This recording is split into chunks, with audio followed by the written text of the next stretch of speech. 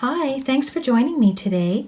It's Geraldine from the Paper Puffin Studio, and today I'm going to show you how to make this frame box card, or some people call it a Shadowbox card. This card stands nicely for display, and it has a nice three-dimensional feature to it. Of course, this type of card would have to be hand-delivered or placed in a special box for shipping because it will not fit into an envelope and it is quite delicate. I hope you enjoy this video. If you do, please remember to give it a thumbs up and subscribe to my channel. Now let's get started. Let's begin by reviewing all of the pieces that you're going to need to build this card. You're going to need a piece of your base color measuring 12 inches by 12 inches, and another piece of your base color which measures 6 inches by 12 inches. You'll need 4 pieces of designer series paper. Each one of these measures 3/4 of an inch by 5 3/4. You'll need a coordinating piece of cardstock that is 4 inches by 4 inches, and another piece of cardstock. In this case I'm using vanilla, and this is 3 3/4 by 3 3/4. This last piece of cardstock, which is vanilla, is what I'm going to use to stamp the sentiment and the butterflies on. I'm now going to take the base color, which we measured at 6 by 12, and I'm going to place it in my cutting and trimming machine, and I'm going to score it right down the center at 6 inches.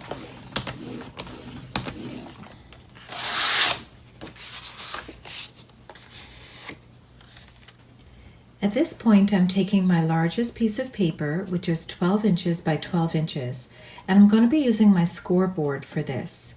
You could use your trimming and scoring tool as well. I just find this a little easier. You're going to be scoring quite a bit, but overall, it's just all repeated and quite simple to follow. So place your paper in your scoreboard, and you're going to score at 1 inch, 1.5 inches, 2.5 inches, and 3 inches. You're going to turn your paper and keep repeating that all the way around the paper. So again, I'm scoring at 1 inch, 1.5 inches, 2.5 inches, and 3 inches.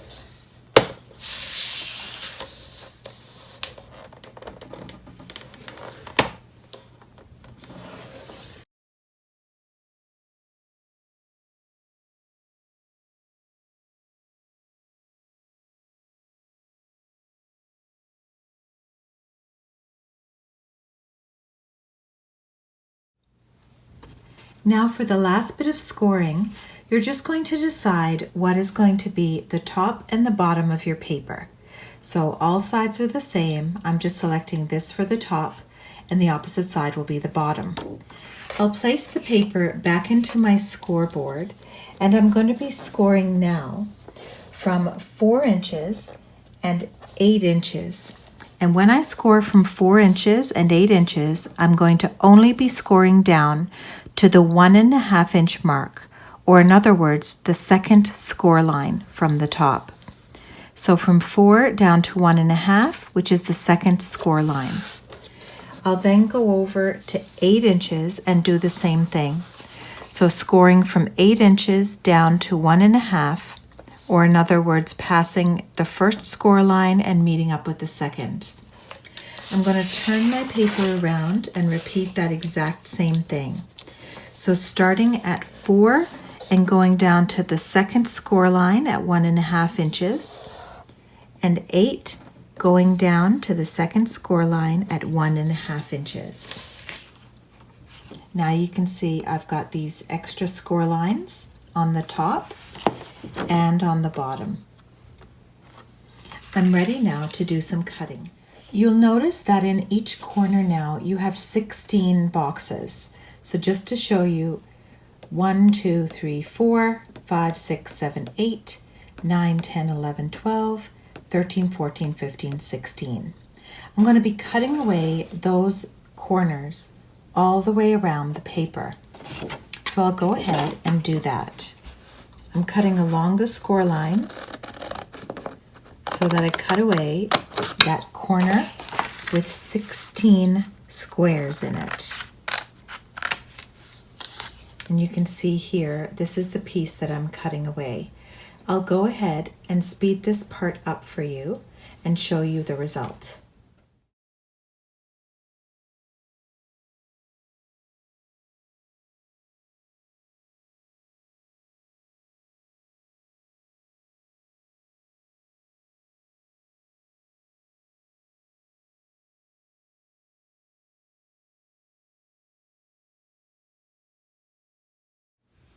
Now these 4 pieces have been cut away and will be discarded. This is the piece that I have left at this point, with the 4 squares cut out of the corners. I have one more bit of cutting to do, and to walk you through that, I first need to make sure that I have the paper oriented where this is the top and the bottom. And how I know is because I scored those extra lines at the top and at the bottom. I'm going to be now taking my scissors and I'm going to be cutting away a portion of this. I'm going to cut up from the bottom along those extra score lines that we made. I'm going to flip it around and do the same thing on the other side. So I'm cutting along those extra score lines that we made. Now I'm going to be cutting these pieces away. And as I do that, I'm going to cut on a diagonal right from here to this corner. So just to show you, I'm cutting away this section right here. And your paper will look like this. I'll repeat that and show you again. So I'm going to be cutting from the top of this cut right over to this point right here.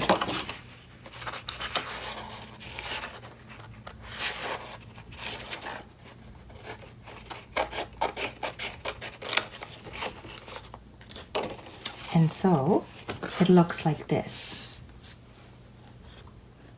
I'm going to turn it around and do the exact same thing on the other end. So cutting away this piece here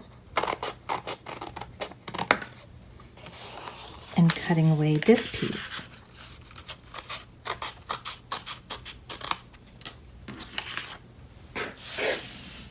So with those pieces cut out of the way, you now can see the shape of the paper. I'm now ready to fold and burnish along the score lines. I'm going to be folding and burnishing now along all of these score lines. So I'll just go ahead and show you what I'm doing here. So folding and burnishing along each score line, making sure that it's nice and crisp along the edges.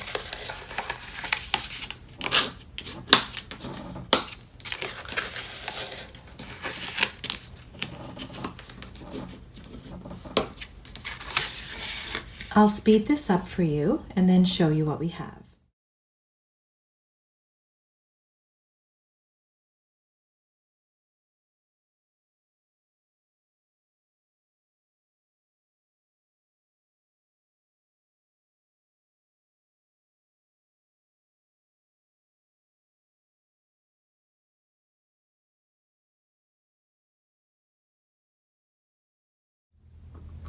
At this point, I'm going to need my tear and tape.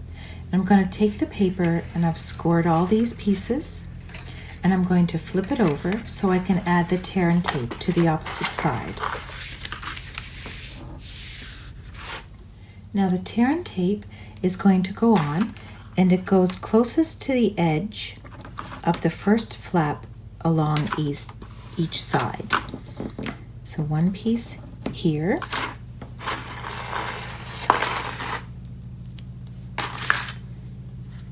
So closest to the fold along each side.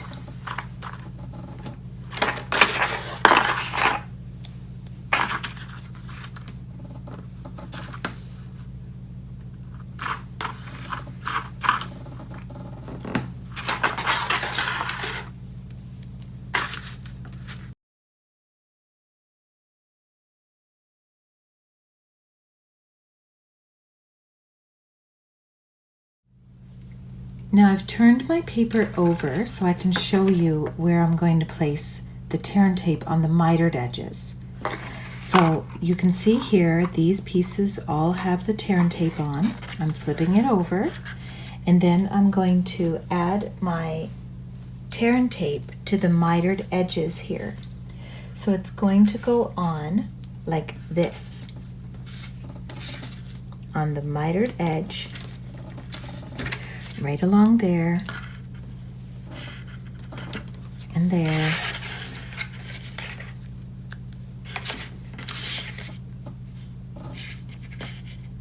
and here,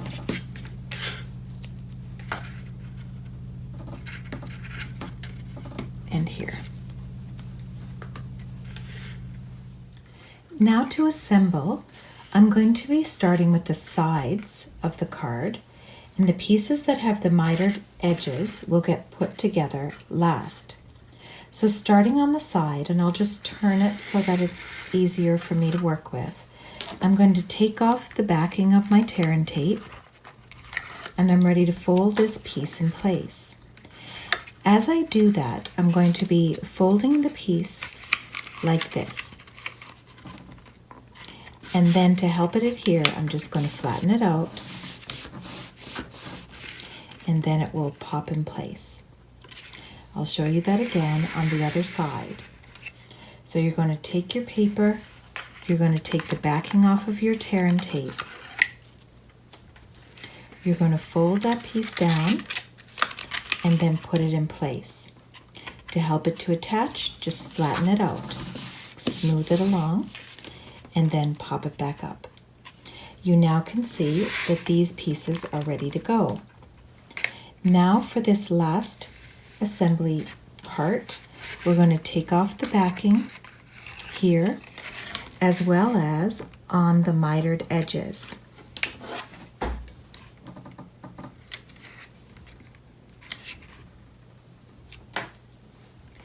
And I'm going to fold this piece up, and it's going to get tucked in.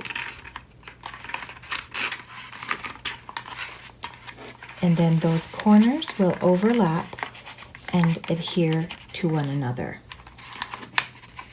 like that. I'm going to repeat that now on the other side. So taking the backing off of my tear and tape, as well as the tear and tapes that I've placed on the mitered edges, take those out of the way, fold your card up and in place, and then the mitered edges will adhere to the sides. And this is the basic shape now of your frame card. I'm now ready to deal with the designer series paper that I'll place as a decoration along each side. Now I'm going to be gluing these pieces in place along the front of the frame here, and I need to miter the edges so that they line up nicely.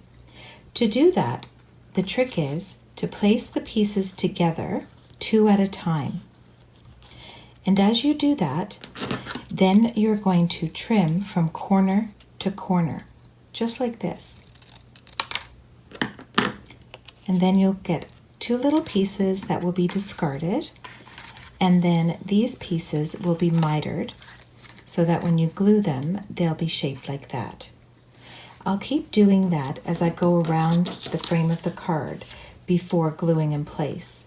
So taking this piece now and overlapping at 90 degrees with the piece that's going to be beside it, I then will cut from corner to corner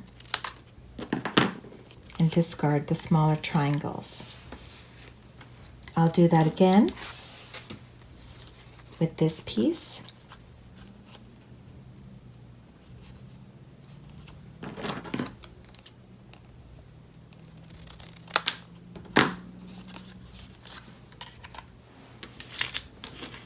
And then finally with this last one.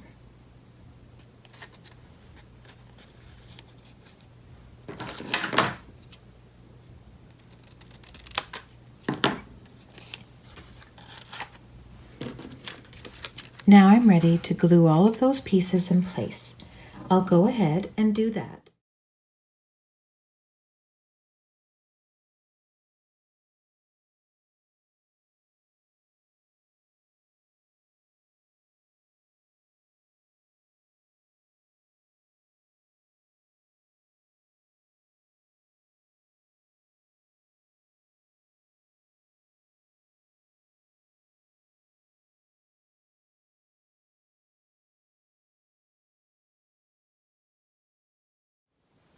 At this point, I'm going to be attaching this back panel to the frame.